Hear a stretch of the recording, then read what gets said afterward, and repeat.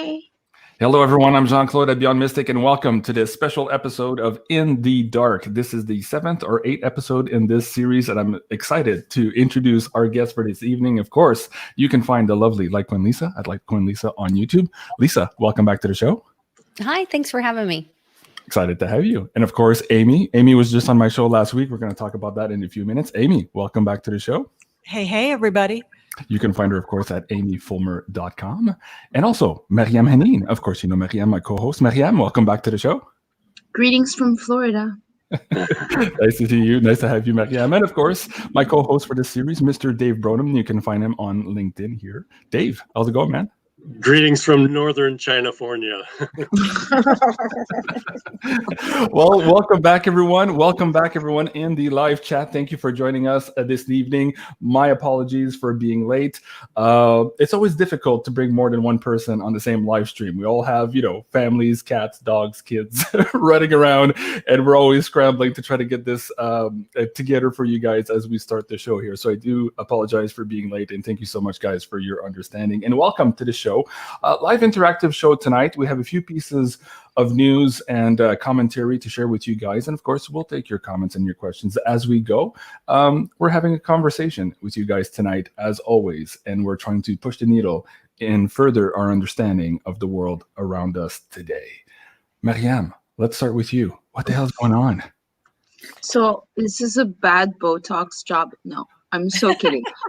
So I took doxycycline and have not taken antibiotics in almost a decade. Actually, I really stand for talking about antibiotic resistance epidemic.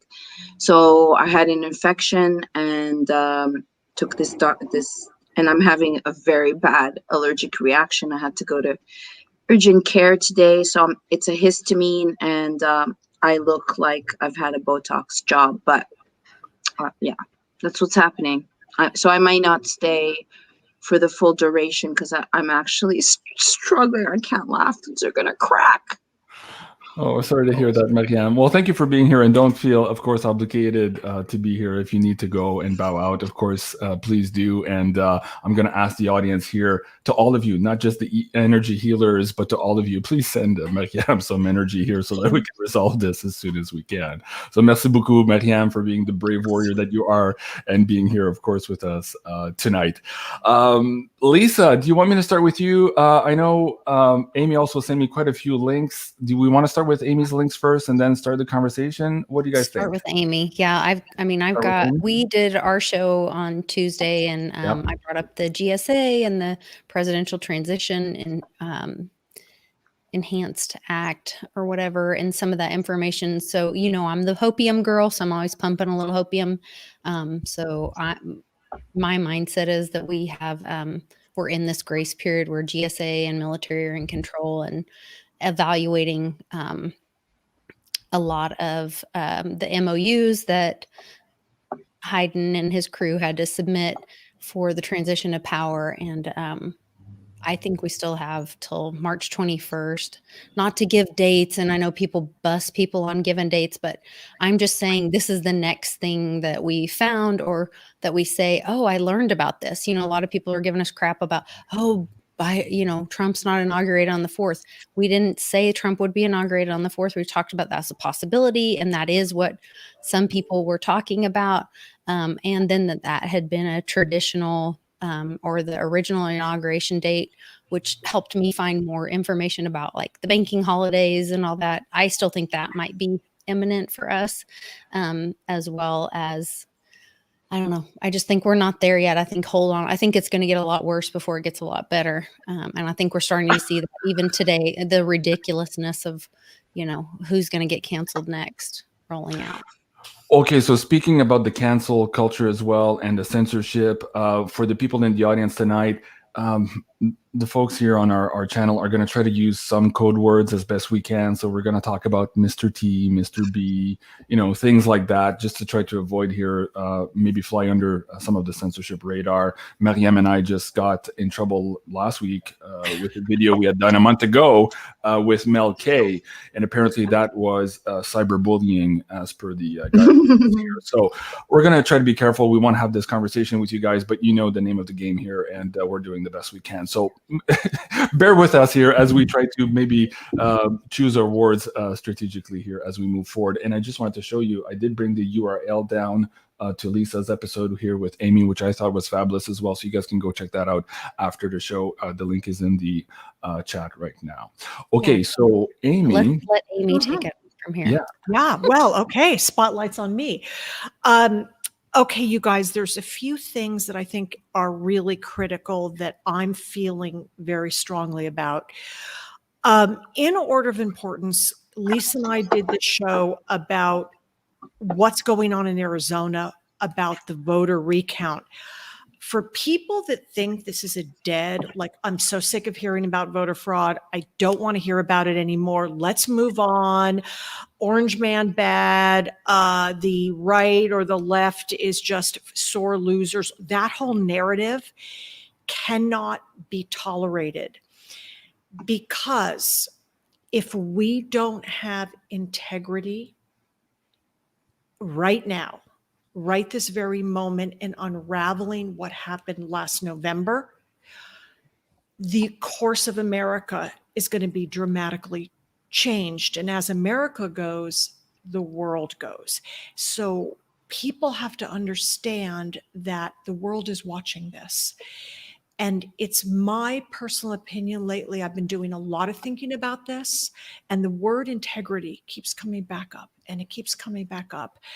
And it's my feeling that Americans, the bulk of Americans, have a lot of integrity. Now, is that every American? No, certainly not every person. But I think the average American deeply wants a fair, honest, and transparent voter system. We did not get this last vote. We haven't had transparency and honesty in our voting system. It's been rigged for probably since about 1913, 1914. Fortunately, with the blockchain coming up, we now have technology that can really kind of end that shenanigan. So this first article, Lisa and I went over it in depth in the show. I wanted Jean-Claude to put the link in because there's some highlights here that to me are showstoppers. They're showstoppers for where we're at right now in America. And this is one of those, like a boil, like it's got to come to a head and be popped. And if it doesn't, it's going to fester, and the ramifications are going to reinfect our community, our society, our local communities, the integrity of America, and it's going to bleed into the whole system. So Zero Hedge did a great article on what's happening in Arizona, which is my state, Maricopa County, which I voted in. And basically what had happened was Arizona was one of the 3 or 4 states where the fraud was a swing state issue. So what happened was, with the lawsuits that Trump brought forward, they hit, as I understand it, you guys, the first, like the municipal supervisory local governmental floor, for lack of a better word. And for those of you that are in government or lawyers, please excuse my vernacular. I don't really know every legal word. I'm giving you just kind of layman's language.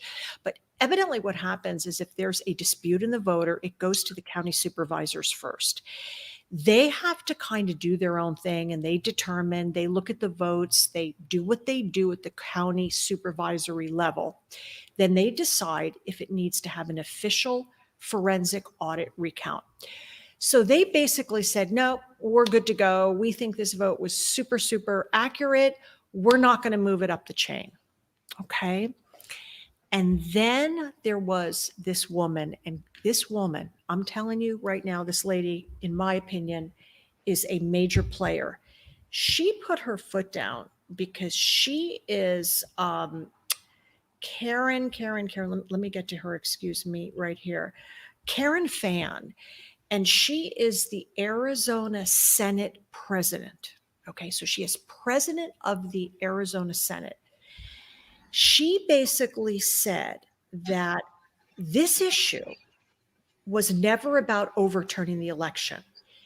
It was about the integrity of the Arizona election system. And she said this has always been about voter integrity and the integrity of the voting system itself. So what she did was she put her foot down and she rallied the government people in Arizona, and they went back to the Supreme Court, the state Supreme Court, and basically said, we're demanding to override this is the way the Constitution, the state constitutions are set up. And what they found out on a state constitutional level, that the Senate has the final say when there is a dispute in the election that cannot be resolved.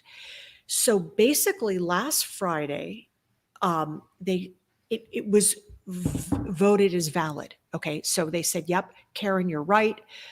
And we're taking this to the Supreme Court of the state of Arizona, and we are going to conduct a forensic audit, which will include the physical ballots and the Dominion voting software. Now, I have to give a little caveat about the software, and I know we have Cliff High in the chat, and very blessed to have him. His background obviously is a computer programmer, and my background is technical because I was in the technical staffing business for 23 years. So I've staffed some very, very high level projects. So I have a feel for what it is. And Cliff is absolutely right. The code that was written in the Dominion software, first of all, it's an old system. It's a legacy system. Anybody can hack into this. The database is very simply written. It's like you can easily move votes that went from candidate A to candidate B. Like a novice hacker could hack in and do this. This is not a difficult database to manipulate. And so if I'm a betting woman, I bet you that they manipulated this data so it shows up that Biden won Arizona. Now, when they get this forensic audit, I don't know if they're going to bring in a technical team of people to analyze the code of the data, because that's going to have to be done, but they are going to have the physical ballots. The biggest point here, though, that I felt really compelled to bring about on this show is right now, America's suffering. We're suffering. The world is suffering because a lot of people are waking up to the truth. And people know truth on a gut level. They know it, they know it, they know it. So what we're seeing now, at least that I'm seeing, is a divide. There's kind of people that want to seek the truth, and we're all paying prices for that. We're getting kicked off of YouTube. We're getting our voices taken away. We can't say anything. We can't do what we want to do. We can't travel freely. If you don't get a jab, you don't get a job. I mean, now the government's in our medical history. They're in our bodies. The history now in China of doing the anal swabs. I mean, this is just going way, way upside down. And I think people are starting to stand up and say, whoa, something's wrong, but they may not have the guts to do what we all do on this show, which is go out there on a limb and speak the truth. So this is a very near and dear topic on this voter, because to me, this is like a tip of the iceberg. It represents a bigger than, like if we were looking at an iceberg, it's very big under the surface. This voter fraud, it's not just the tip, it's what it represents for our Constitution and for the people. And now that we have the blockchain, we can end this for the first time in 100 years, because this is not a new thing. So I wanted to bring this link in this article, and I know Jean-Claude, I think you put it in the comments, so people can read this for themselves, because this is a very simply written article, and it's huge, guys. And this kind of flew under the radar. This was an under the radar news thing that I should have been all over everywhere, So, that's what I wanted to open with. I think this is light. I think this is a light for integrity. May I say something? Go ahead, Maryam. And yes, Linda, this is an allergic reaction. This is pain. This is not Botox. Thank you. So yeah, I look ridiculous. I know. Okay, so early on November 5th, I called Maricopa. I put a link up. JC. Hold on a second, Maryam. Yeah. We're getting an echo. So Lisa, Amy, and Dave, can you mute? And Maryam, speak closer to your microphone. You just got really far away all of a sudden. I want to make sure people... Can you hear it? That's good now. Yeah. There's still an echo from somebody. Maybe it's you, Maryam. Bring your speaker down just a little bit. My speaker. Okay. Right now you sound really good. Okay. Is it okay? Bring your speaker bring volume. my big lips closer to the camera. Bring your speaker volume down just a little bit, Maryam. There's still an echo. If you can. Okay, I apologize. Is this better? And which link did you want me to bring up of the three you just sent me? Well, the first two. The third one is not mine. Okay. Copy link. Okay, there you go. This is your lips on antibiotics. So early on, I called Maricopa and I interviewed them in regards to the Sharpie gate. I also want to do a shout out to Facebook whistleblower Ryan Hartwig that's in Arizona that's been involved in bringing justice to the shenanigans having to do with the elections. And I was told, why are you interviewing government officials? They're not going to be honest with you, but that's exactly it. I have government officials on record at the SOS office, Secretary of State, saying there's no shenanigans going on. There are lawsuits having to do with Sharpie Gate. And so this is one of the videos is actually, I think one is stats on Arizona. And then the other one is a little video on Sharpie Gate where they insisted that there was no funny business, but that's incorrect. So I think this is a whole thread on Arizona. I don't know if you can add it. I don't dare retweet it. But anyways, if anyone's interested, I do have, I think it's still up, the interview that I did with them saying everything is on the up and up, everything has integrity, there's no funny business. And Maryam, and then the second one on your YouTube channel, Maryam? Yeah, that's a good question. I'll look for it in a second. Maybe actually I put it on BitChute. I knew not to put it there. Okay. And if you show the second clip, which is they go and maybe we don't have to, maybe you could just share it, but they go over the how fantabulous this fill in the blanks, you can see how to use a Sharpie, and to note that Maricopa and all the counties, there's no uniformity, right? Every state from county to county is separate. So from my understanding, Amy, correct me if I'm wrong, not every county used this Sharpie, which caused a lot of problems. And what pattern that we see is that a lot of the issues in place cause adjudication, and then that's where the purported shenanigans occurred. Yeah, I agree. Where I voted in Maricopa County, I was given a pen, no Sharpie. It was like a Bic pen. It was black. It was black ink. So I didn't see any Sharpies in my place. But I completely agree with you. The discrepancies are really a bad thing, and they're rampant. And that's why, I keep pushing this blockchain, but we never really had blockchain before. And of course, Lisa and I have discussed about the fact that now the US Postal Service got the patent, or they got the approval to put in the blockchain, and they could turn the US Post Office into the voting. Or you could vote online on the blockchain where it's all available for everyone to see. You cannot move that around. You can't manipulate that data. I'm not saying they're going to do that, because if they want to manipulate the data, Maryam, then they're not going to implement a fair and honest system. But the point is this is the first time that I'm seeing such concrete evidence and blowback.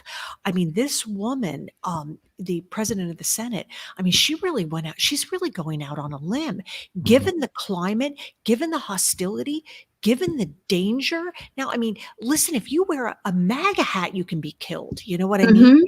And I applaud this woman. I'm like, you go, girl. You're seeing a rat in the woodpile, and she's going way out, because this was a closed case. This was a shut case. They were not going to revisit this. And now they are. I think that's a huge movement to the light. That's just how I feel. And I was just highlighting this portion here where it says, of course, the court finds that the subpoenas are legal and enforceable. Man, we haven't heard that in a long time, because everything we've been told since November is like, oh, no, you don't have standing. Oh, no, we don't want to hear this. Oh, no, go away, go away. Now, suddenly, the language has shifted here, at least in this case. Now, whether that stands or not, and we get to complete resolutions from this, remains to be seen. But like you say, very impressed with this woman, and we need more leaders like that in the community. And for the audience here too, we're not talking about red versus blue. We're just talking about integrity. Hey, was it fair or not? Let's look at the audit machines. These systems have automated audit program software so that you can access and make sure that everything ran okay. This is the whole point, yet we have not been allowed to see that. So it begs the question, why? And this is the big problem that we have now here on YouTube and other places. Even asking the why will get you deleted. So crazy times indeed. Okay. Yeah, can I speak to that just real quick? Amy mentioned the blockchain voting, and I'm a big fan of blockchain, obviously, but I follow Robert Beatles and have really pushed back on him hard about why not blockchain voting. And he explains that even blockchain voting, if you look at it like voting on the blockchain, not that blockchain couldn't be used in voting to help verify like things like ID. We're seeing Digibyte being used through, I think it's called Anthem for Microsoft 365 to validate people's identity. So like your identity could be validated, and paper ballots could be validated through blockchain or registered to be, okay, yes, this is a valid piece of paper, and they could identify. But as long as the counting went through some kind of blockchain, that's still software or a program that somebody could manipulate. Even though you can see it, it still could be moving things around. And so I think blockchain can be used for voting, but not necessarily the way we're thinking it so simply, like, oh, we're voting on the blockchain. I think our identifications could be verified through blockchain, and I think our paper ballots could be verified through blockchain. But I think it's going to take more than like the military, and we do, India has the most honest elections right now because they put their finger in dye and they use their fingerprint and have that validation. So I kind of see that. I sent you a quick link about the HR1. I'm sure you guys have all read it, and the Dems are just jumping up and down about HR1. The hypocrisy of them saying, like Amy just said, oh no, this count, I won't even use the other words, was totally accurate, honest, 100%, everything's fine. But now we want all this reform. And this HR1 is taking votes away from local power or government, taking it away from our states and giving the voting rules and powers to the government as a federal nation. It's the reverse of what our Constitution says.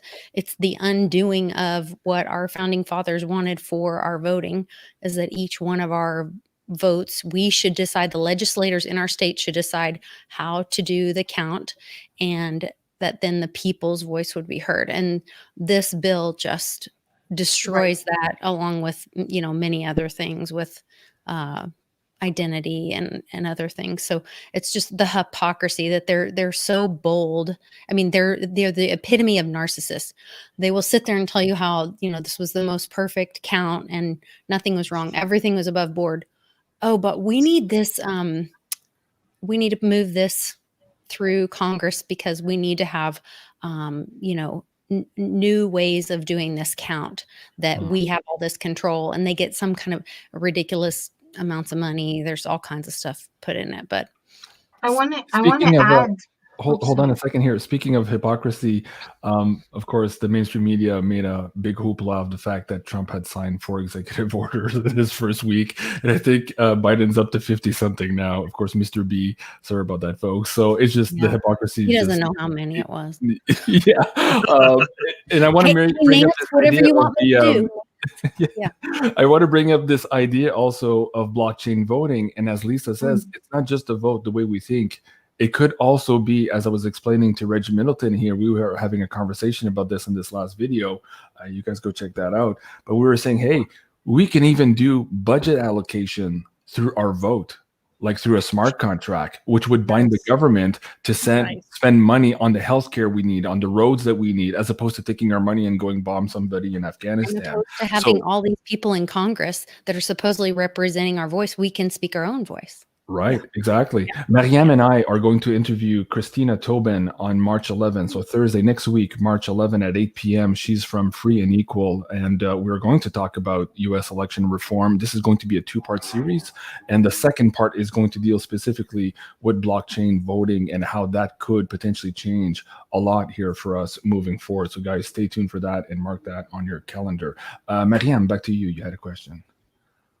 I wanted to say that... well, of course, this was all meant to fortify the election. As we know, this was all for our good. And these shenanigans, they banked on the fact that this takes time. They had a very small window before the deadly insurrection. And so it's part of the design, because legal court cases take a while. And again, this is not Botox. Jeremiah was asking, I've had a very bad reaction. You should feel shame on you for saying that, what's wrong with these people in the Botox? Anyway, so this is designed, this shenanigans, to not come to light until it's too late, because court cases take time. Yeah. What is the reality show with Simon Cowen? The Voice, or there was a reality show where you could vote, and there was a patent involving that as well. That was, and Google also has a patent for blockchain for voting. That's interesting. Okay, moving forward, Lisa, I have a few more links. Do we want to get into that? Do we want to? I saw a few people here talking about the fact that the State of the Union still has not occurred. Do we want to move into that topic now? What do you want to do, Lisa? Or Amy, sorry. Okay, so just real quickly on the State of the Union, because I think fair is fair, and I don't want to give B a bad time, but there's been chatter about, well, why hasn't B done a State of the Union? And so I got back to thinking, I thought, let me do a little research. So I did this, I found this little link, and then I thought about, well, wait a second. If the State of the Union address, well, let me backtrack. I was hearing a lot of chatter that people were saying B hasn't done a State of the Union, so therefore maybe he's not really president, maybe he's not in power. There was a little bit of rampant chatter. So I said, listen, I'm going to check this out. And I thought about the fact that the State of the Union typically happens like around between like the 9th and like the 15th of January. So in being a fair and honest citizen, I said, well, if the inauguration didn't take place until the 21st, B couldn't have done a State of the Union because it's always done in the beginning of January. And I said, well, is that constitutional law? What's the deal? Then I found this information that's a historical archive. I put the link in there. And basically, it's really interesting because the State of the Union, the first one was done like around like in the early, after the early 1913s in that area. And it was referenced in our Constitution that the president should and will address Congress. It was called something different. It was never, the name has morphed over the years. And that it's his duty to weigh in to Congress, the Senate, on the fiduciary, which I find very interesting, fiduciary state of the United States.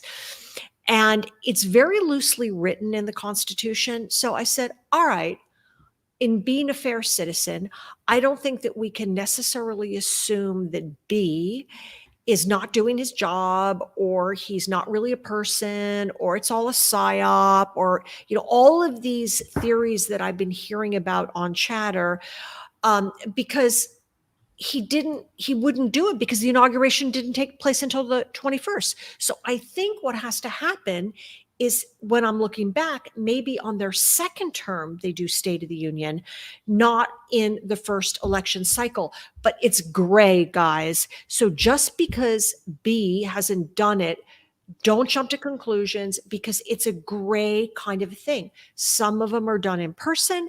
Jimmy Carter did his in writing. George Washington did one in writing. It can be a written delivery, or it can be in person.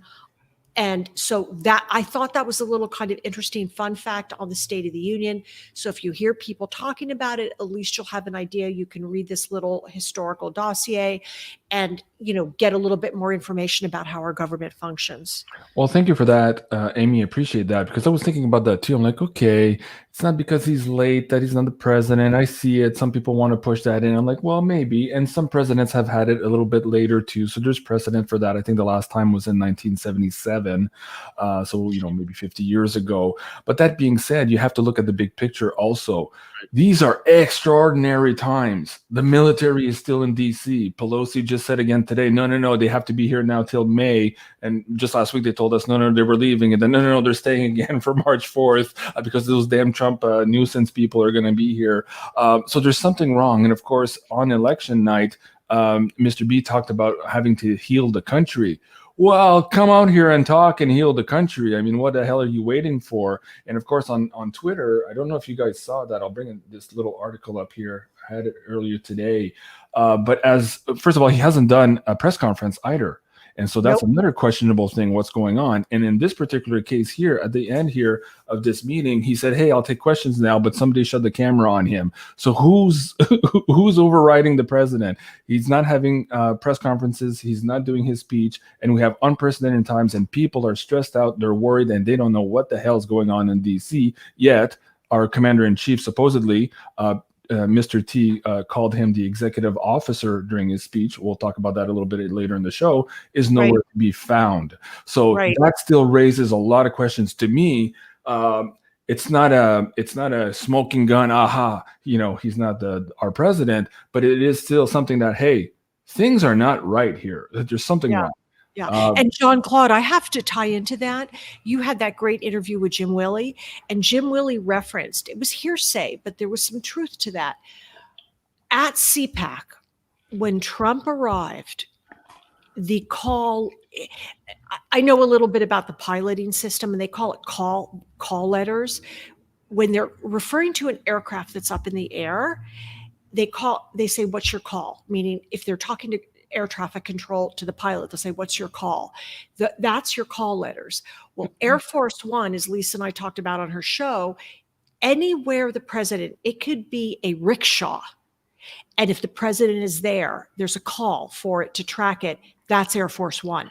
Well, evidently, as Jim Willey said on your show, I'm thinking this is real, that when Trump arrived at CPAC, it had a Air Force One call letter. That's interesting.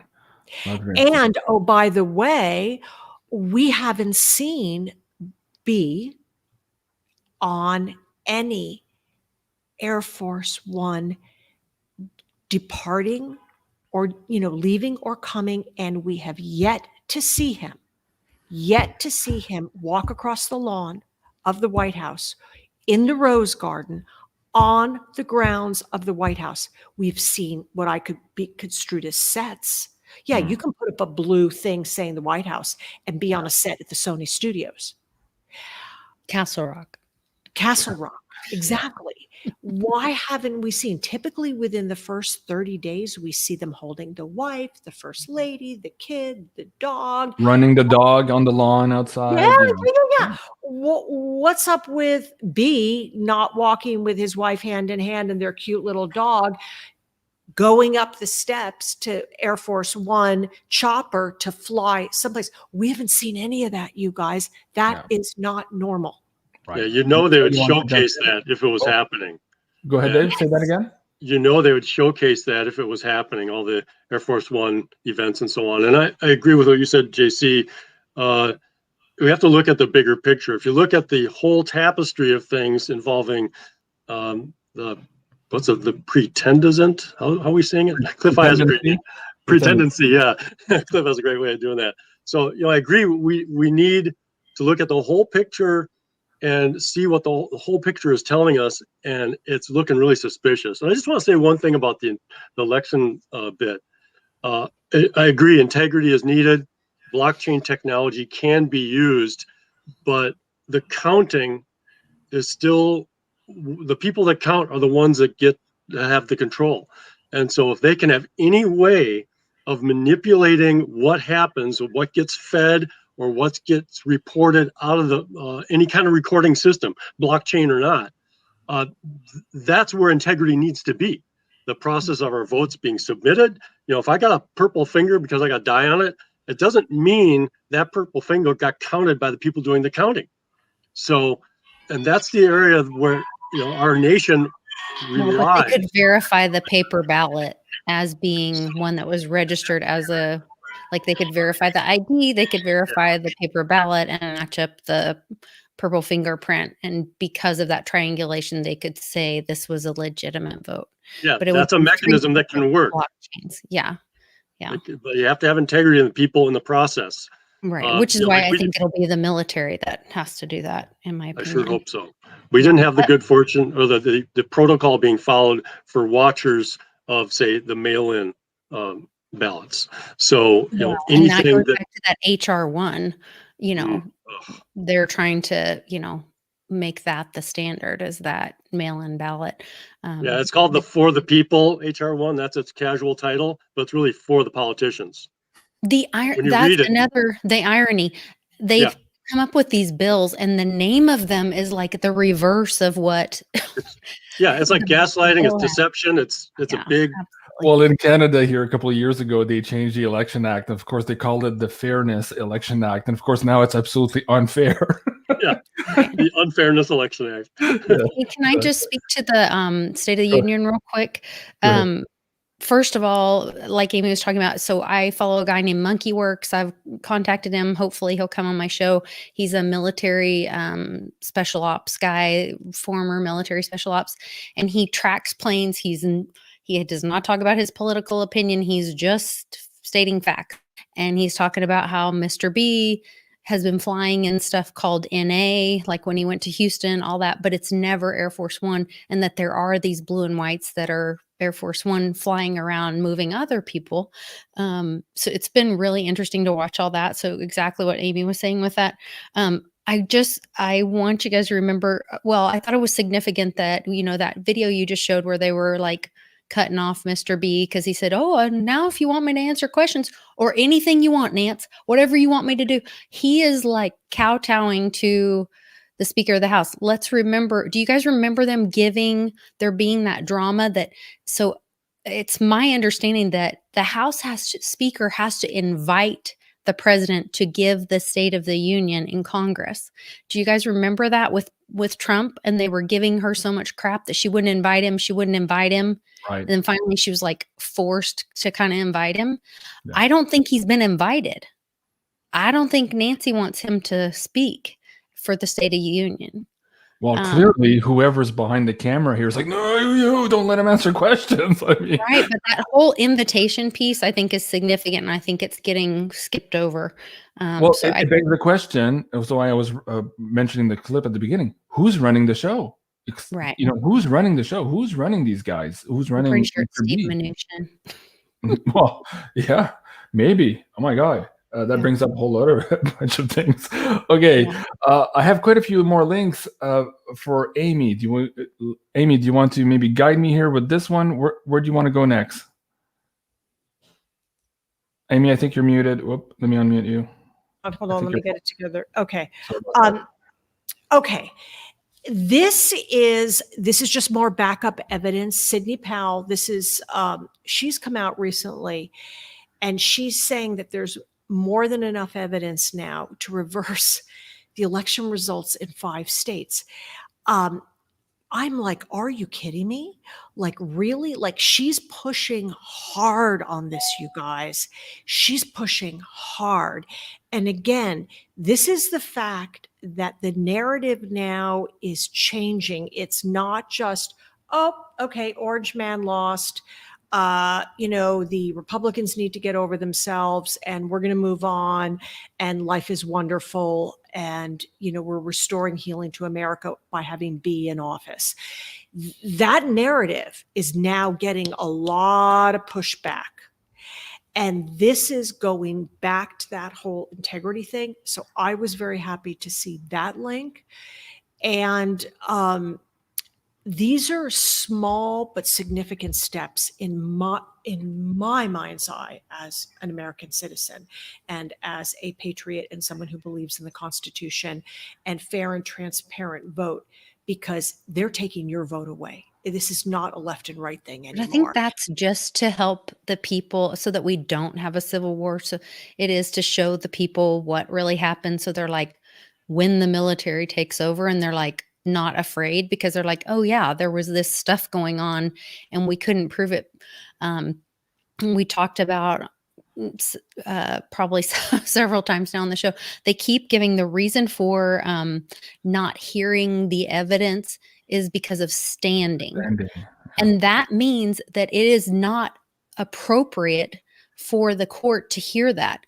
Well, that most likely, and what I believe is because there's foreign interference. And so then it is a military matter. So even though these cases are coming up, and yes, she's right, there is all this evidence and all this stuff. I really think that kind of messaging is just to help the people. And I think the videos that we saw, the suitcases and all the things that we saw at the counting centers and whatever was the late to help night deliveries. Yeah, the late night, all of that was to help the people to not be afraid, because it would be terrifying. In America, we're not used to having a military state or living under military power. And I think it would be really scary for people if all of a sudden the military takes control and then they get to find out what happened. So I think they're trying to like soften the blow.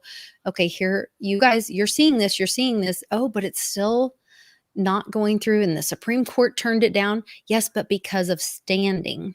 And that's the significant part. It's not that there's not proof there. It's that it's not appropriate for them to hear or make a decision about it, because it should be a military situation, because there's foreign interference involved. And we've seen proof of that as well.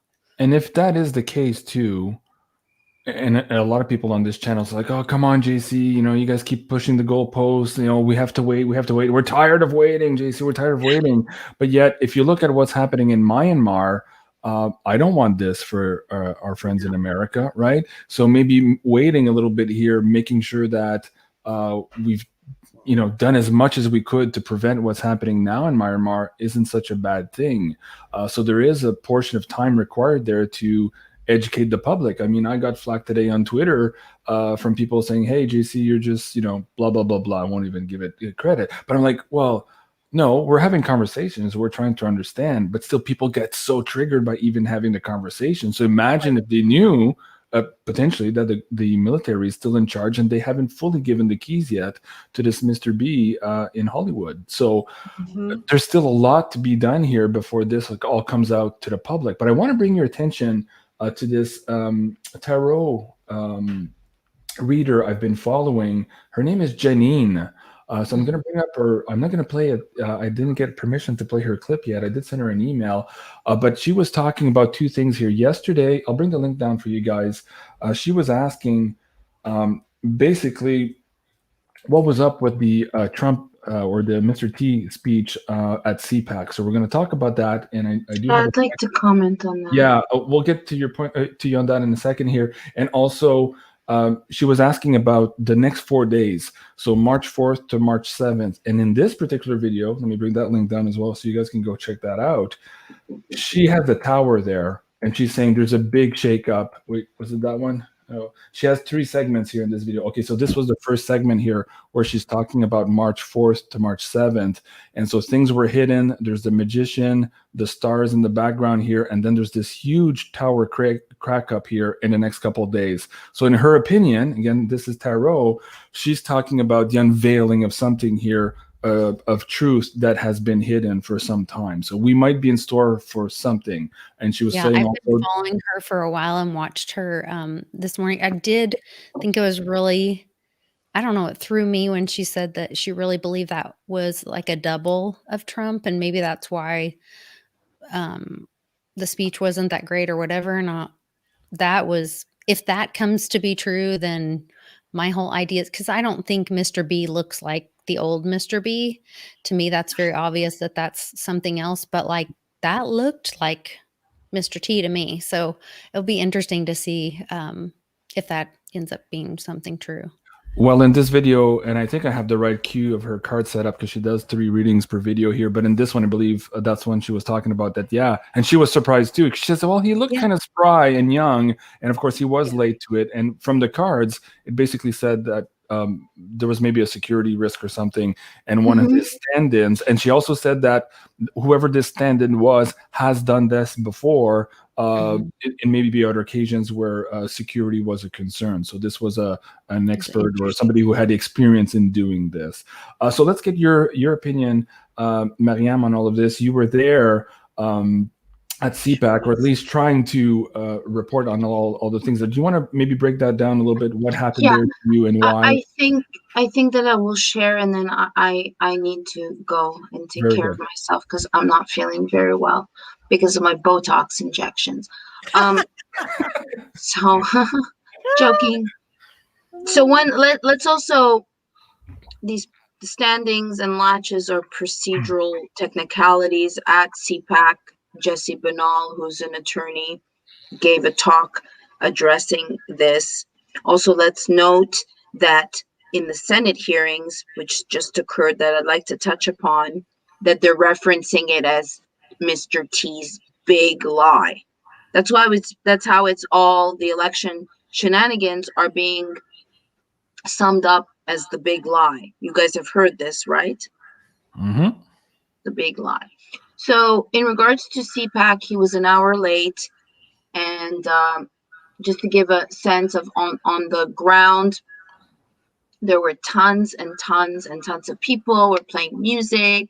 We had there imagine that there were Black people there and Latino people there that love the white supremacist, and it was very festive. And across the street, there were like maybe 15 Joey fans, and some of them were anarchists, and they were there to disrupt. And there was also many of them who passed by and gave the finger, and just we responded, the group that I was with, bless you, God bless, and didn't respond with the hate. There was also a plane, although it might have been a joke, that was flying overhead and said, welcome insurrectionists, although I think it was a farce. So he was late by quite a while. And just to preface that CPAC, I'll just get into my drama and others, that CPAC's theme was uncanceled. And Jason Goodman of Crowdsource the Truth was a +1, and he was rejected. He was Zach Voice's +1, as was I. And I went in to register, and they were not even going to give me the overflow. So I purchased an overflow because everything was sold out. Once they announced that Orange Man was going to come speak, then they jacked up the silver, whatever platinum package to 15,000. It's also odd that people like Marsha Blackburn or Tom Cotton came when they arguably turned their backs on Mr. T. So that it's strange. So I was told that I was not allowed to go and film my partner that was speaking with Project Veritas. And I'm trying not to wear my glasses. I was out all day, and then I was with a colleague, and she's like, just go in, just go in.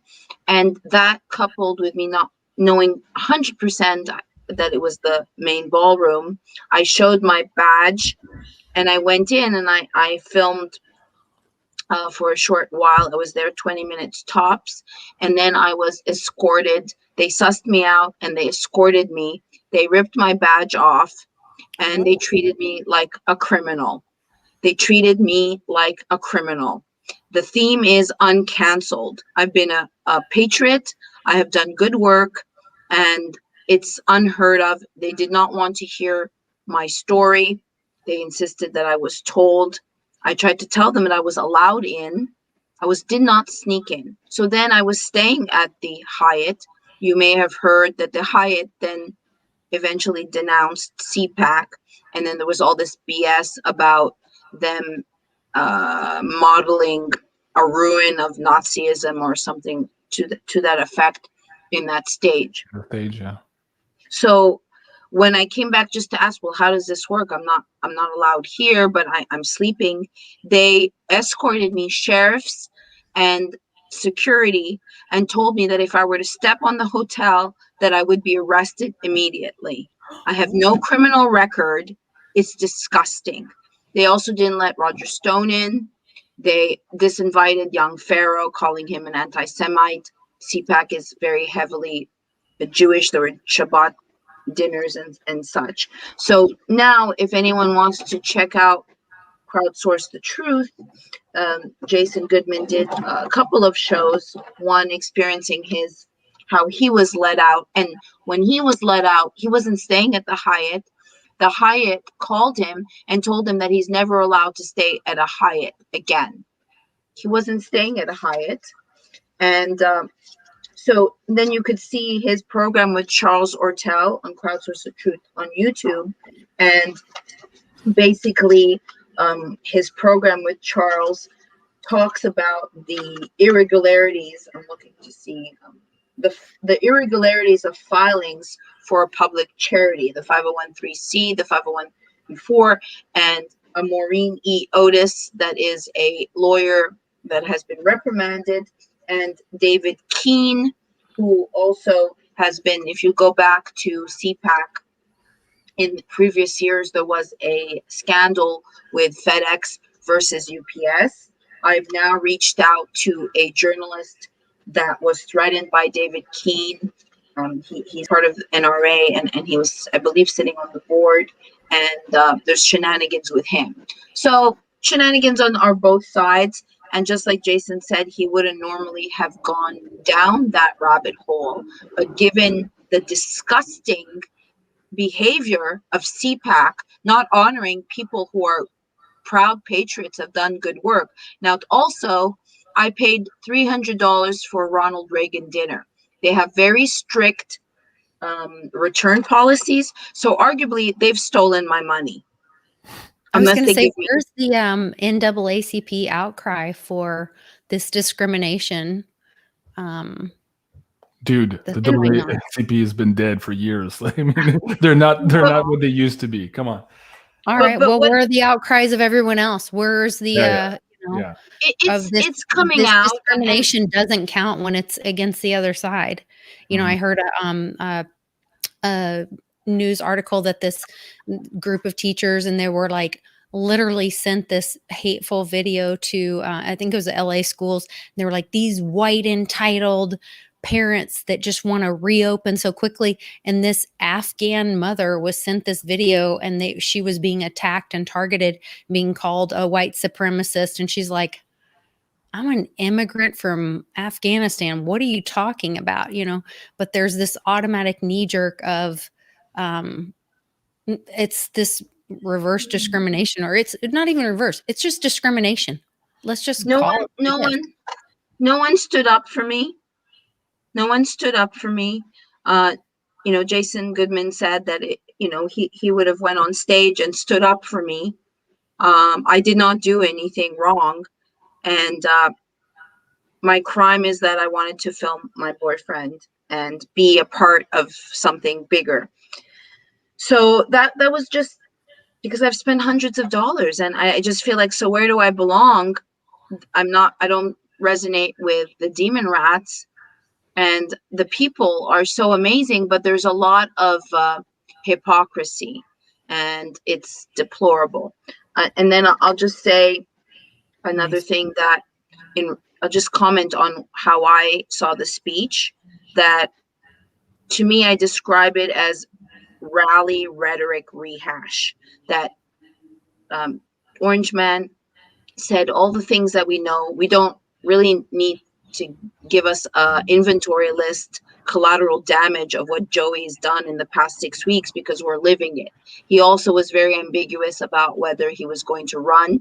The only thing that I found that was fresh, other than listing all the transgressions of Joey, is talking about how the transgender debacle with women and how it's ruining women's sports, which is a very taboo, I guess, topic to talk about. But that was the only thing new, given that I've been listening to him every single day. I'm just going to see if there's anything else before I turn it over that I wanted to say before I... Okay, well, you do that, Maryam. Let me just take 2 seconds here to thank our PayPal tip jar, our donators for this evening. Thank you so much, Lisa, Michelle, Thomas. Thomas has a point here. Let me see. Wanting to support your good work. Thank you so much, Thomas. Appreciate that. Jim Montgomery, speaking on an energetic level, what are your thoughts on when this movie ends? Okay, we'll get to that after Maryam has done her piece, Jim. I'll come back to you on that one. Rebecca. Follow Cliffy to your channel. Wishing you well. Thank you so much, Rebecca and Craig. Thank you so much, everyone, for those super chats. Well, the equivalent to our super chats, of course, we were demonetized, and this is why we're using the PayPal tip jar. So thank you so much, guys.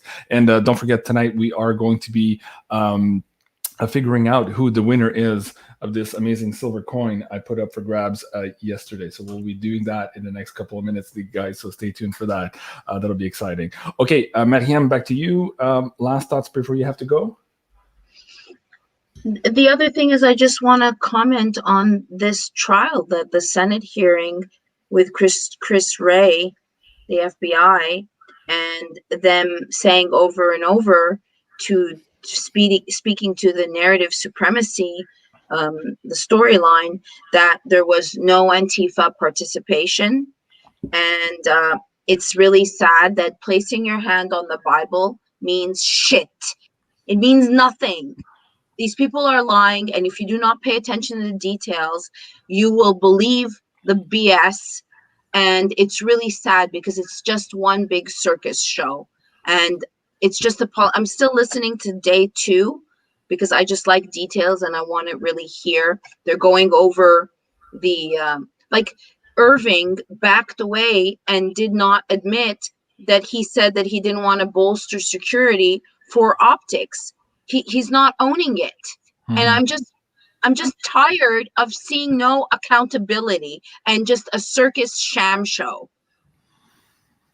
Very good. I love your passion, Maryam. I hope that your allergic reaction will resolve very soon here. Before I go, I just want to hear, I want to hear from you, Lisa, Amy, Dave, JC, in reference to the things I've referenced, whether it's CPAC or Trump, Dr.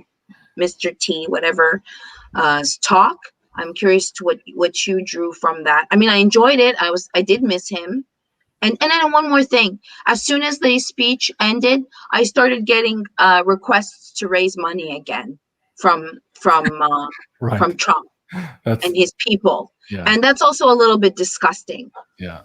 It's like, if you're not invited to dinner, but hey, please continue your fundraising work for me. Yeah, that's frustrating as hell. Just makes me wonder if that's what Maryam was saying here before we open the conversation. Of course, this news article was coming out that YouTube was deleting all copies of Mr. T's CPAC speech here on our SBN. So let's add that to the mix and let me open up the floor. Lisa, you're first. Yeah, sorry. It makes me. I really appreciate Maryam's comments because it helps me, critically think and process this.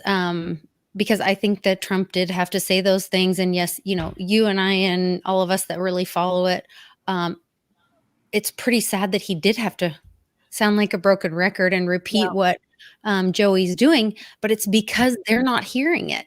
The mainstream media is not telling people what's really going on. They're not seeing we're having the highest number of infectious illegals coming through than have ever seen before. They're not getting those messages. And so he's kind of having to state the obvious, even though we all know it and we've all heard it.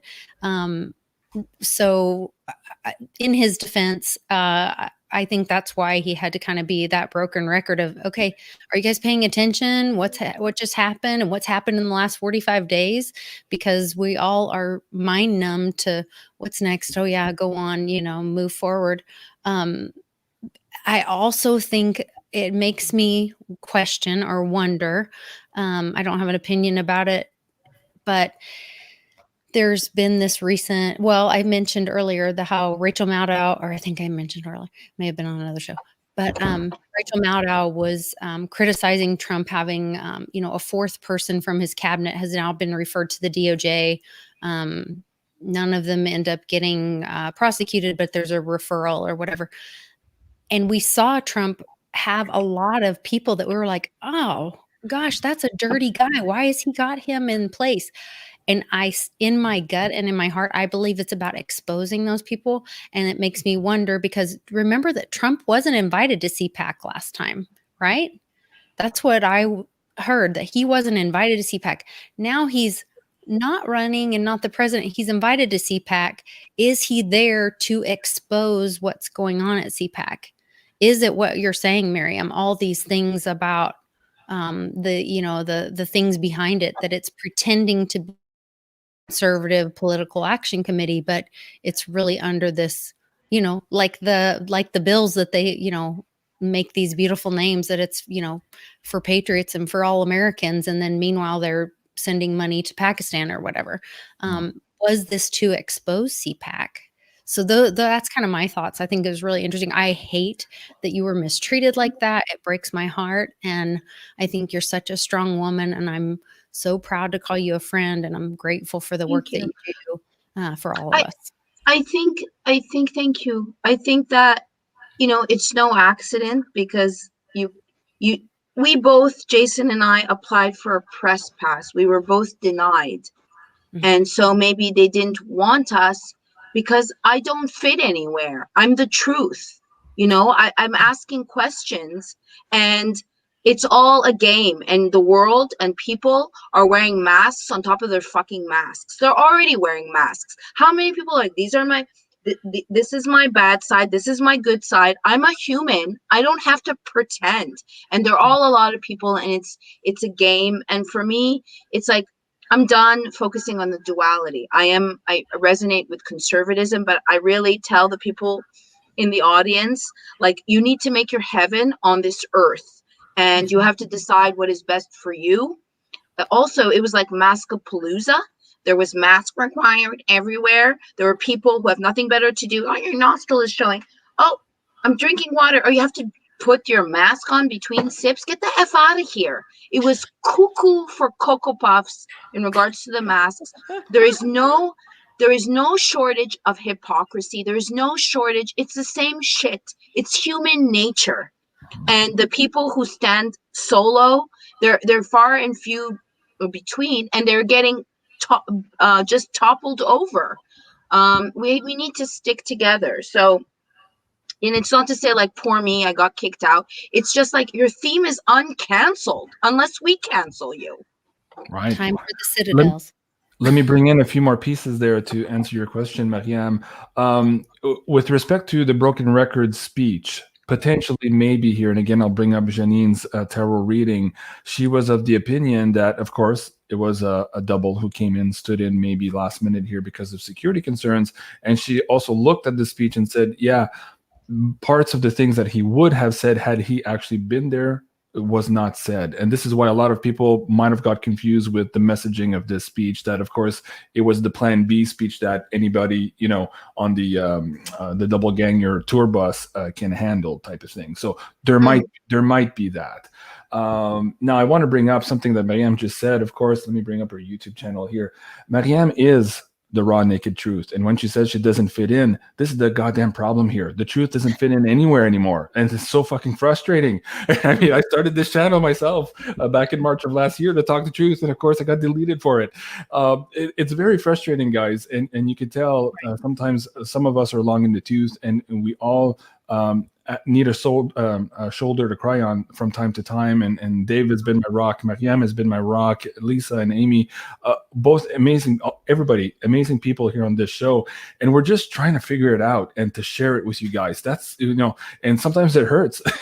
We're out here with our hearts on our sleeves and we're crying sometimes, but we're just trying to do the best that we can. And Maryam, my heart goes out to you, man. You're the hardest working person I know, and you're so brave. So, man, thank you so much. And on that, folks, don't forget, Saturday night here, Maryam and I are going to have our partie reprise with Mel K, and we're going to continue a conversation that was banned on the first video from YouTube. We're going to try to have that this Saturday night. At least right now, it's scheduled for 9 p.m., and it's possible that we're going to pre-record it and then put it someplace else. Maryam, Melke, and I are going to talk about how best to achieve this episode here on Saturday, but stay tuned for that. Maryam, back to you.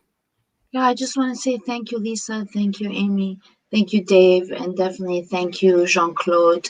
And I think what we bring is, and why people resonate, the audience that you have, is because we bring heart and we bring spirit. And there's not enough people. It's the same crap. And I call it the piggy effect. In Lord of the Flies, the kids set off to do something revolutionary and different, and then next thing you know, they're pushing Piggy off of the cliff, and they're doing the same shit that they were trying to avoid.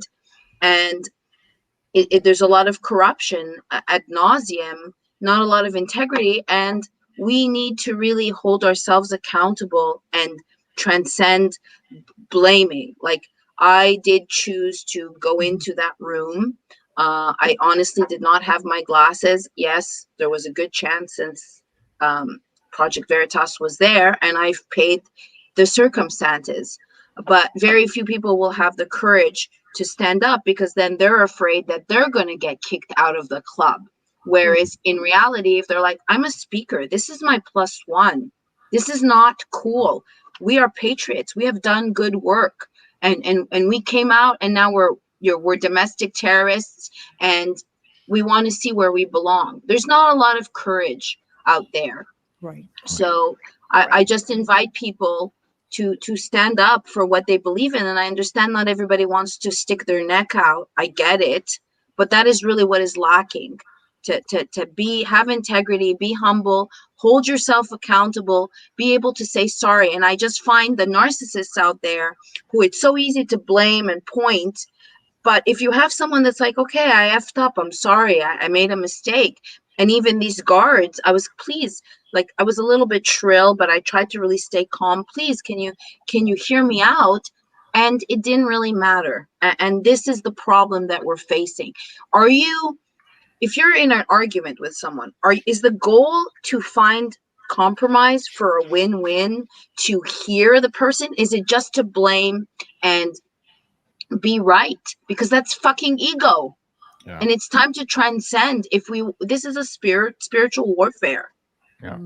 Okay. I think we should probably do a whole show on narcissistics and how maybe there's reptilian energy involved in all of that, but that could be for a whole other show. Sure. So Maryam, I'll invite my ex. Maryam, of course, is a brave soul who's trying to save the world and trying to save the bees, one bee at a time. And of course, you can support her here on patreon.com /Maryam Henein. Maryam, talk to people about what you're working on next and how they can support you. And we can also talk about Honey Colony here before you go, please. I will just say it's been 8 weeks. I've lost at least $16,000 worth of revenue. I still don't have a processor. Square is owned by CEO Jack Dorsey. That's now going to do some stuff with whatever Jay-Z's got going on. And so I don't think that's an accident. Then they invited me to self-censor myself on Patreon because I'm sharing disinfo. And, then I reached out to Activist Post because I write for them and they appreciate my writing, but they just lost their AdSense. So they can't pay me. You can see my work. It speaks for itself, the level of detail. So I would like a little prayer. I'm meeting with a publisher next week. I have 300 pages about George Floyd. I really don't know anyone who knows as much as George Floyd as I do.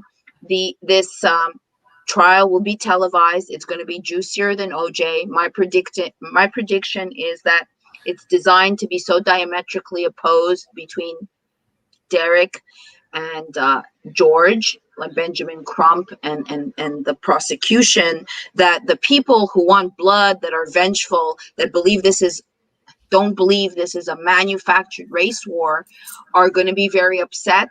We're going to see more fires and a resurgence of like George Floyd too.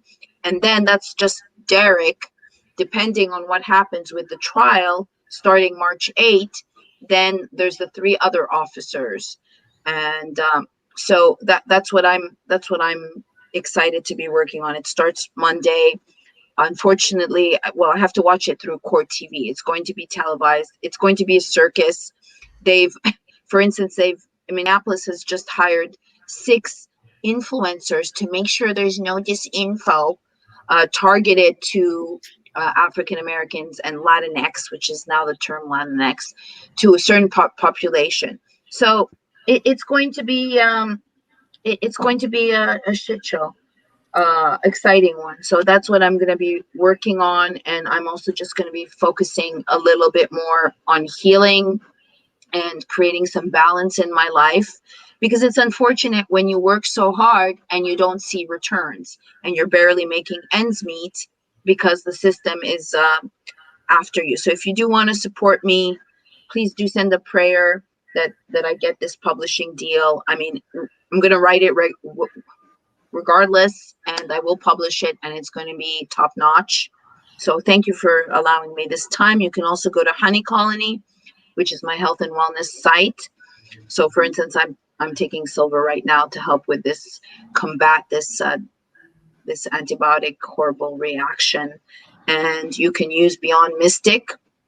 The silver Excelsior colloidal silver is 0 to 10 ppm. This is 4,000 ppm.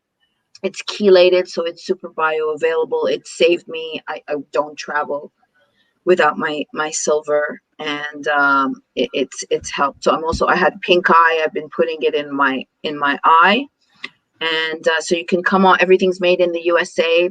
Please support a local business. And again, thank you, all of you, and I am honored to share this space with my co-hosts and to have an audience and to be able to use my throat chakra. Oh, there you go. And of course, you can find Maryam Henein on YouTube. We are simulcasting here tonight on her channel as well. And do go check out her latest interviews there. And Maryam, I was finally able to track down one donation from 2 shows ago. I asked a gentleman on my PayPal today to send me the transaction link on the blockchain to go verify it, and I did find it. So you had one full Litecoin tip in that last show. So if you want, I can either set that up for you on your coin tree, or I can convert that right away and send it to you through PayPal. So you just we can wait. I have to get out of the Coinbase. Someone just add Ramon. I don't know if you're referencing Timothy Javid, who says that George Floyd died in 2003, but it's going to look at, like, just folks, Nancy Pelosi, the George Floyd Act was passed today. She said today that George Floyd was lynched for 8 minutes and 46 seconds. Let me tell you, it wasn't 8 minutes and 46 seconds. That's a fallacy. That's not even the actual time, but it is the name of a movie that came out in 2011. It is 8:46, the time where the North Tower was hit in 9/11, and they had a hearing on September 11th. So there's a lot of misinformation, and it's sad because, again, having taken part now in the deadly insurrection and false flag, if you're not there from the beginning, you are victim to what I'm calling narrative supremacy, and it's very real, and it's full of shit. Mic drop. That was really good, Maryam. And thank you for all those hints. And I can't wait to read that book of yours. I think it's going to be Thank you. I'm really sorry it took up time. No worries. And Crypto Farmer, just so you know, I found that donation and it's on its way to Maryam. So thank you so much, Crypto Farmer, for that Litecoin contribution to Maryam. You are amazing. Thank you so much. Thank you. All right, Maryam, take care of yourself, and hopefully we'll have you on Saturday. Take care, Maryam. Thank you. Bye. Bye. All right, guys. You guys want to do the draw now? Is there another quick topic you guys want to talk about? Up to you guys. What do you think, Lisa, Amy, Dave? Anything we that's should do the ringing draw. in your ears? Yeah? We should have fun with that. Okay, let's do that. Oh, I don't have that other clip, but that other draw we did on the Beyond Crypto call with CB, Lisa, and myself. Yeah. But it was so funny because Sarah was trying to pick a name and she didn't want to come into view of the camera. She's like, I'm in my pajamas. I'm shy. And CB was like, man, I ain't wearing no pants. Well, I said, aren't we all in our pajamas? Wait, I thought that was like, this is the world of Zoom calls and staying home all day and stretchy pants. Stretchy pants for everybody.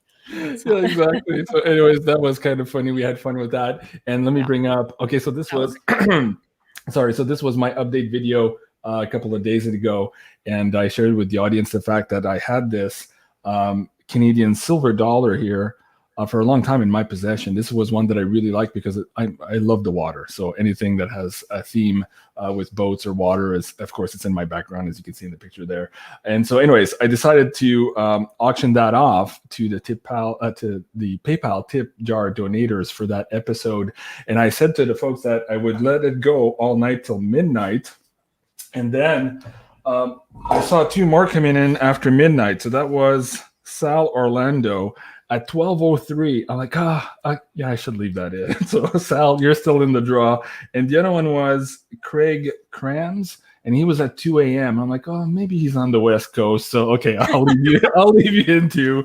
So all of you guys here. So these are all the names, and there was one that I had to write by hand here, and that was Crypto Shaman. And he said, oh, I couldn't do the PayPal, but I tipped you in Patreon. Can you please add my name to the list? So you are in the list. Okay, so all of these are going in the little draw. Anybody can give me a drum roll? Sarah's not here. I think she's already in bed. Yeah, it's probably too late. So drum roll, guys. So I'm not going to look. I'm not going to look. All right. So who do we have? Okay, so March 3rd. Yeah, that's the right one. So Pamela Baram. Wait, let me bring that up a little bit higher here. Pamela Baram, I think. Let me see if I can zoom that in. Wait, that's not me. That's Lisa. Here, let's try this. Okay, there you go.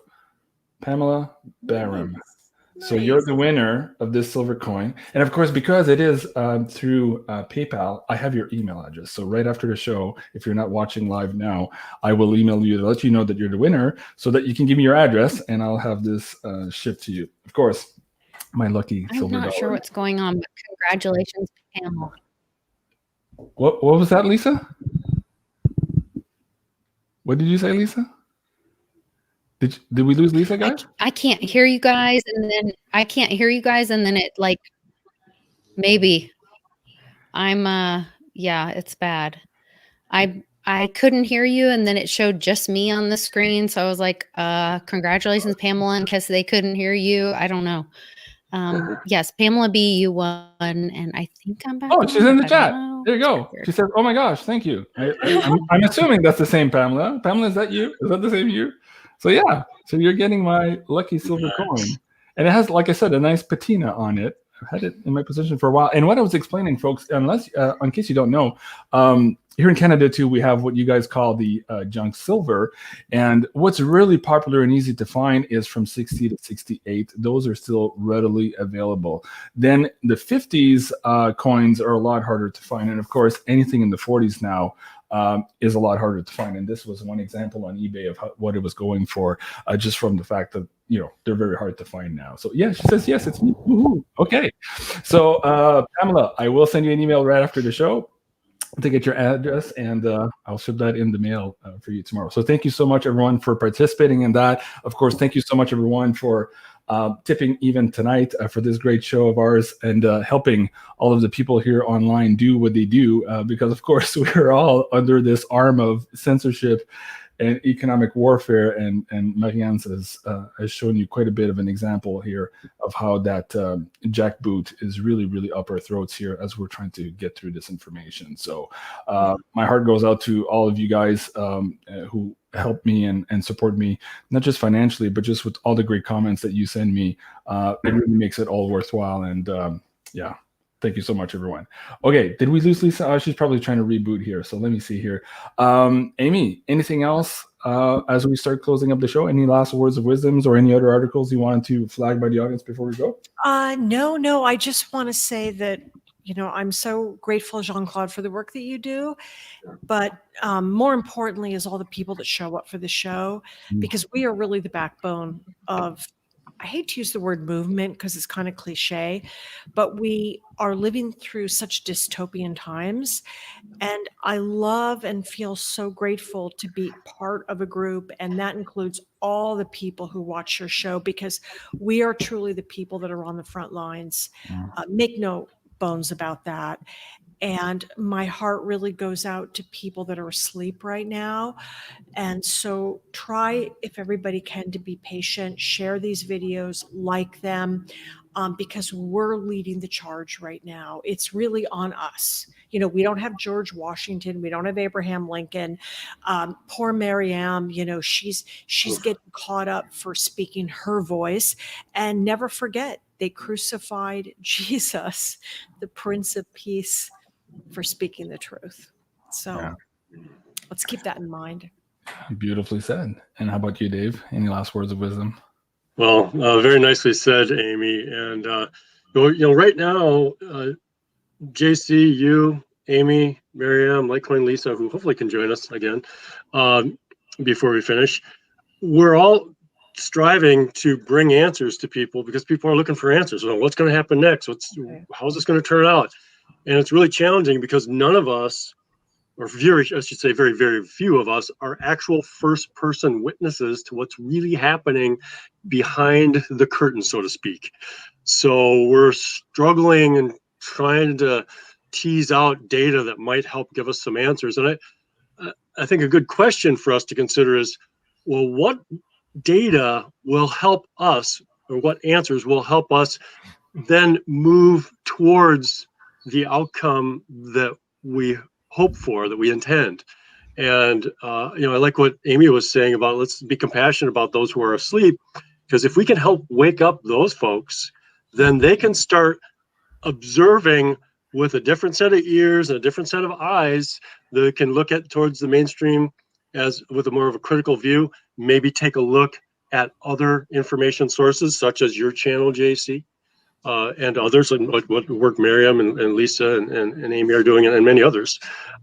Cliff High, who is with us today. And so there's that idea, like, what's the data that we can use, and how can we hope open other people's minds to this? And then I think, there's a lot of negativity that we tend to get drawn towards. The fear of what could go really wrong, and what the so-called bad things that are happening. And I think we get a lot of data about that. That's pretty compelling. For example, the election information that Amy was talking about. So I suggest that we all hold the vision of what we want. Hold a very clear vision in our mind, rather than being drawn to the low frequencies. Let's be drawn to the high frequencies. And there was a great Buddhist teacher, a very enlightened one, who I'd like to quote right now. And he goes by the name of Dr. Phil. And feel good, or yeah, Dr. Phil. So the kind of the mainstream, cheesy TV guy, but he sometimes says things that have a lot of value. It's kind of maybe potentially rare, but he says, approach things with high intention and low attachment. That is a Buddhist principle. He doesn't present it as such, but let's hold that vision of what we want. Let's strive toward it and do everything we can to help achieve that vision. The work, like everybody on your show, JC, including this show as well as the other ones that you do, they are working towards that. And let's hold on to that vision with high intention, low attachment. Think we don't have control of everything. So, but we can control our thoughts and our deeds, our thoughts and our actions, and our intention, and so we can keep our focus on that. And you have enough people doing that, good things tend to happen. So there's my little download for this evening. That's Nice. very good. Nice. Marcus Oakes is saying, JC, did you get my email? I just checked the Beyond Mystic mail and I don't see it. So I'm not sure, Marcus, where you sent that, or do you mean maybe on Patreon? I'm not sure. So please try again, because I don't relatively see it here in front of me. It's just doing the search. And I see, like, when Lisa in the chat, what is she saying? Sorry, I can't connect. Okay, no problem. Lisa, we'll sign off for you. First, though, guys, I want to have your take on this question from our PayPal tip jar donator earlier. So let me go back to that. I don't want to forget the gentleman. I think it was Jim. Let me see here. He was asking something. Can you see that? Can I bring that up big enough for you guys to see that and maybe try? I'll have you read that, Dave. Can you see this? I'm on a different screen here. Okay. Yes, I can read that. Do you want me to read it out loud? Yes, please. Yeah. Speaking on an energetic level, what are your thoughts on when this movie ends? Or do we just learn from it and shift globally the energy to a higher vibration? Thank you, JC and the team. Okay. I had trouble reading that the first time, so I thought it was just me, but it's a little bit maybe lost in translation there. But I think I understand the question. Do you want to start with that, Dave? Tackle that from your perspective, and then I'll ask Amy what she thinks. I'm multitasking. I can start with Amy. Amy, let me start with you. Okay. So first of all, the movie never ends. Just never ends. Right.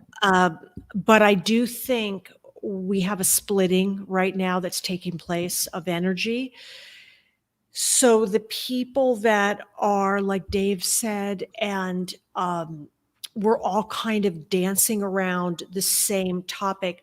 For those that see the future, they see the light, we're splitting in one direction. Mm-hmm. For those people that are still set in the old paradigm, I don't know what's going to happen to them, but I do know the split is real. It's a very complicated topic, but you're absolutely right. The person that asked the question about that second part of the question is that I believe energetically there's going to be a portion of us that are already splitting off into the fifth dimension, the higher vibrations, and there will be the people that are quote unquote left behind. There is the probability that we're all going to end up residing on the same earth plane, but we're going to live two completely different realities. And that's going to be where timelines collapse. And that's a whole different topic for another day. But I love your question. I love this question because it's real and it shows me that you've got your finger on exactly what's really happening right now. And what's important. Like what's Yeah. important. Like this question drives to what's important right now. It's not about being right, wrong, right, blue, left, all that, right, left paradigm. It's about what's important. So I love that question too. Okay, Dave, your thoughts on that? I'll leave it on the screen here. Thanks for saving me, Amy. And a beautiful answer. I concur. The movie never ends, and the movie is influenced by the filters through which you view it. So there's that aspect to it, I believe. And Blossom Goodchild, she has a channel, and she has the Federation of Light that she channels in, among others. And I've been watching what she's produced over the last few months and kind of going back to looking at some of the older work. And there's been this progression towards this shift into higher dimensions for humanity, the ascension concept. And it's fascinating to listen to the readings that she does, because she comes from the world of theater, but she's also gifted because she can channel. And people have different thoughts about channelers. So you have to use your discernment. She comes across with great credibility for me. And then she's this guy Joe Pena, and Joe Pena does the voice of the Federation of Light. And then she does her own voice, and they kind of have this banter back and forth. So I guess she writes this down, and then they kind of read it as a script read, and it's brilliant work. But it's so encouraging what is coming through, and it's a tough times we're going through. For the people that are asleep, they're going to struggle, and we're all learning a lot, especially those of us who have have the interest, or maybe the awakeness, if I can use that, make up a word like that, to get the most from what's going on. There's a lot of awakening that happens even for me JC and Amy, when I listen to you guys, because you guys help, dial me in a little bit more every time, and I'm sure that's true for the viewers as well. So I do believe the shift is coming, and people will be on. Are we on the same physical planet, but we're on a different dimension? So we don't really. It's like radio frequency. You're listening to one channel, you can hear that, but you don't know what's going on in the other frequencies. So maybe we'll have that kind of dynamic going on. Crazy, interesting times ahead, and this is an amazing time to be on this planet. Right. And so, Jim, thank you so much for that question. And I have to reiterate what Dave and Amy just said there. I can't really add too much to that, other than the fact that once you cross that Torii gate, which is what we're trying to do with this knowledge, empowering humans, being more conscious of what's happening and what their role is and what their power is. Once you cross that gate, you no longer need the external validation. So that is that big energy shift that you're talking about. And that's what we're all striving for. So thank you, Jim. I really appreciate that question. Let me do a little piece here of homework, I guess. Marcus, JC, I won the silver. Oh, yeah. This was a couple of streams ago, and this was Chris Marcus giving away the silver. And Marcus, yes, I did send your email to Chris. So I'll follow up with Chris again, because it's Chris who is going to be emailing you directly his coin. So I'm kind of like in the intermediary here. So I'll fire Chris another email to make sure that happens with you, Marcus. Now, you say give it to Maryam. So if you indeed wish that, let me know here specifically that that's what you want, and I will fire off another email to Chris Marcus letting him know that we're going to switch the address if it's not already in the mail, and it could be lost in the mail. So maybe Marcus, send me another email after the show, and we'll get all of this sorted out. Okay. Like what Lisa says, thank you for having me. Hey, thank you for having. Thank you for us having you. Really appreciate you, Lisa. And of course, folks, you can find her work here at Litecoin Lisa on YouTube. Let me bring her link back here so you guys can go and subscribe to her channel, and you can also support Lisa on her Patreon at Litecoin Lisa. Whoop, did I do that? Okay, Litecoin Lisa. All right. There you go. And so you can support her at patreon.com/Litecoin Lisa. Wait, there's a S too many. That's why that's not working. There you go. Work? Did I lose connection? What's going on? Why am I getting a blank screen? Lisa, I'm trying to help you out here. You caught me by surprise. What's going on? Let me try that again. You can also find her on her Twitter. And she's Lisa Mighty Davis on Twitter. So where are you? I have you on my thing here. For some reason, Lisa, I can't bring it up. I don't know if it's mine. Right? Mine. Lisa. Try it again, slower. No, because it's a broken link. What am I doing? Oh. Bear with me, guys. It's late. There you go. Okay, now I have it on the screen. All right, so it is patreon.com/Litecoin Lisa. There you go. So you guys can go and support her there as well. She does quite a few shows there that she pre-tapes and gives first access to her Patreon. So if you want to be on the cusp of this cool information stream from Litecoin Lisa, that's where you can do that. So thank you, Lisa, for being here. Next, Amy, of course. You can find her at amyfulmer.com. Amy, of course, did a beautiful interview with me last week. Let me bring that up again. And Amy, let's try to encourage the people here to come back and watch that really, really amazing episode, if I can find it here, and speak to why we're reaching out to the audience again here to give this episode another try and another listen if they have not. Yeah, I really appreciate, Jean-Claude, you interviewing me for this, because, death is not sexy. It's not popular. People want to avoid it. And we live in a world now where grief is showing up in our lives in all ways. I mean, loss of a job, loss of the fact that you can't go out into a store without putting a mask on. We're losing our freedoms. I mean, we're losing so many things on so many levels. So grief is showing up. So right now, having the opportunity to delve into, my opinion is, grief is up there with love. So the harder you grieve, the more you love. No love, no grief. So grief to me is one of the most sacred of all emotions. And I'm just the person who will dive in. So watch the show, send it to people that are grieving. I promise you they will get something out of it. Very good.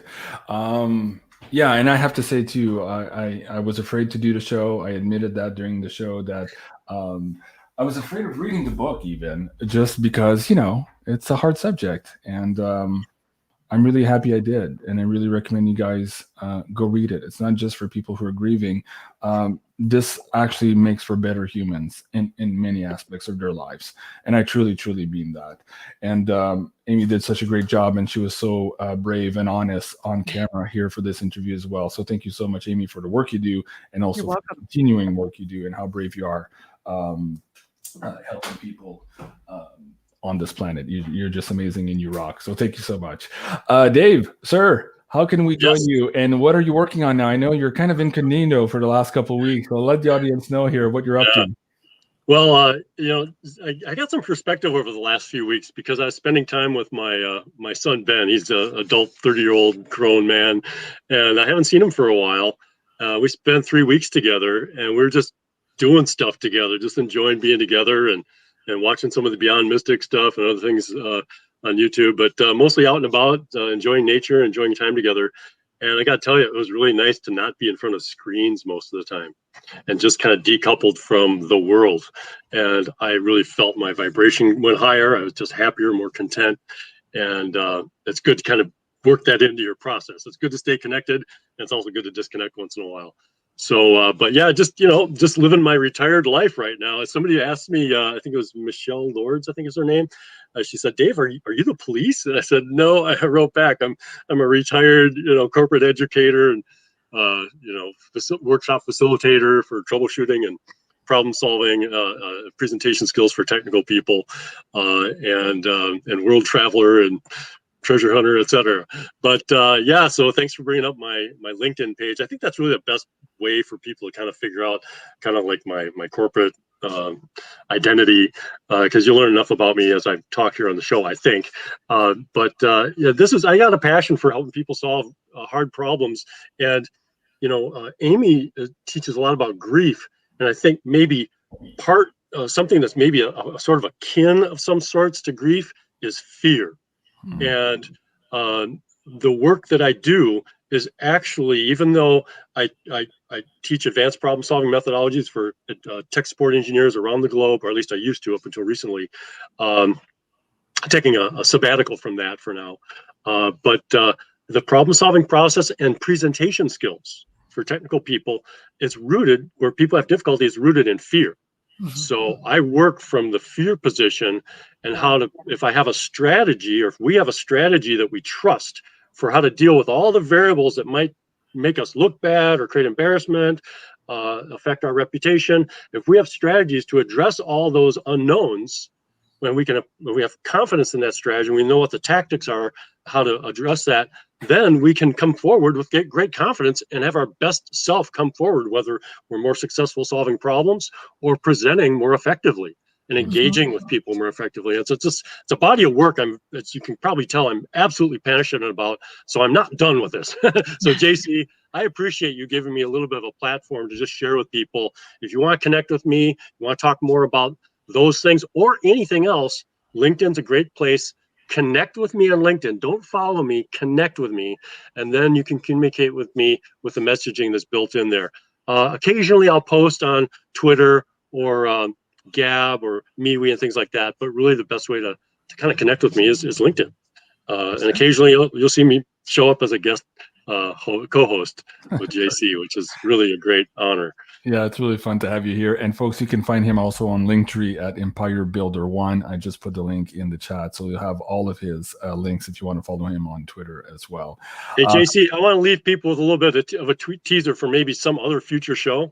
Sure. So Marcus Oakes asked, "Hey, Dave, tell us the story about when you almost got electrocuted." And I'll just say this.